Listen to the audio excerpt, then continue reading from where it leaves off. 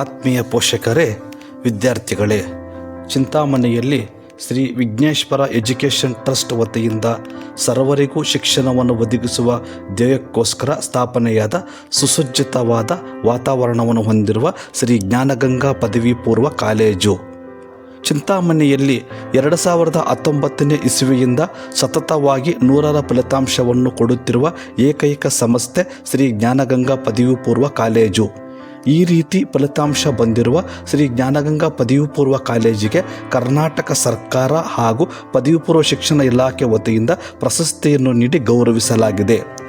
ಈ ರೀತಿಯ ಫಲಿತಾಂಶವನ್ನು ತಂದುಕೊಡುವುದಕ್ಕೆ ಮುಖ್ಯ ಕಾರಣರಾದ ಕಾಲೇಜಿನ ಆಡಳಿತ ಮಂಡಳಿಯ ಕಾರ್ಯದರ್ಶಿಗಳು, ಪ್ರಾಂಶುಪಾಲರು ಹಾಗೂ ರಸಾಯನಶಾಸ್ತ್ರದ ಹಿರಿಯ ಉಪನ್ಯಾಸಕರು ಆಗಿರುವ ಚೌಡರೆಡ್ಡಿ ಎಚ್.ಎಸ್. ಅವರು ಮತ್ತು ಈ ಸಂಸ್ಥೆಯ ಉಪಾಧ್ಯಕ್ಷರು ಹಾಗೂ ಜೀವಶಾಸ್ತ್ರದ ಹಿರಿಯ ಉಪನ್ಯಾಸಕರಾದ ಸಂತೋಷ್ ರೆಡ್ಡಿ ಸರ್ ಅವರು ಮತ್ತು ಈ ಸಂಸ್ಥೆಯ ಖಜಾನ್ಸಿ ಹಾಗೂ ವಾಣಿಜ್ಯ ವಿಭಾಗದಲ್ಲಿ CA ಆಗಿರುವ ಗಿರೀಶ್ ಸರ್ ಅವರು ಹಾಗೂ ಈ ಸಂಸ್ಥೆಯ ಜಂಟಿ ಕಾರ್ಯದರ್ಶಿಗಳು ಮತ್ತು ಗಣಕಶಾಸ್ತ್ರದ ಉಪನ್ಯಾಸಕರಾದ ಮನೀಶ್ ಸರ್ ಅವರು ಹಾಗೂ ಈ ಸಂಸ್ಥೆಯ ಸದಸ್ಯರು ಮತ್ತು ಗಣಿತಶಾಸ್ತ್ರದ ಹಿರಿಯ ಉಪನ್ಯಾಸಕಿಯಾದ ಮಮತಾ BV ಮೇಡಮ್ ಅವರು, ಕನ್ನಡ ಉಪನ್ಯಾಸಕರಾದ ತಿರುಮಲೇಶ KM, ಆಂಗ್ಲ ಭಾಷೆಯ ಉಪನ್ಯಾಸಕರಾದ ಗಂಗರಾಜು ಸರ್ ಅವರು ಮತ್ತು ಭೌತಶಾಸ್ತ್ರದ ಹಿರಿಯ ಉಪನ್ಯಾಸಕರಾದ ಭಾಸ್ಕರ್ ರೆಡ್ಡಿ ಸರ್ ಅವರು, ರಸಾಯನಶಾಸ್ತ್ರದ ಉಪನ್ಯಾಸಕಿಯಾದ ರಮ್ಯಾ ಮೇಡಮ್ ಅವರು, ಗಣಿತಶಾಸ್ತ್ರದ ಉಪನ್ಯಾಸಕಿಯಾದ ನಾಗವೇಣಿ ಮೇಡಮ್ ಅವರು,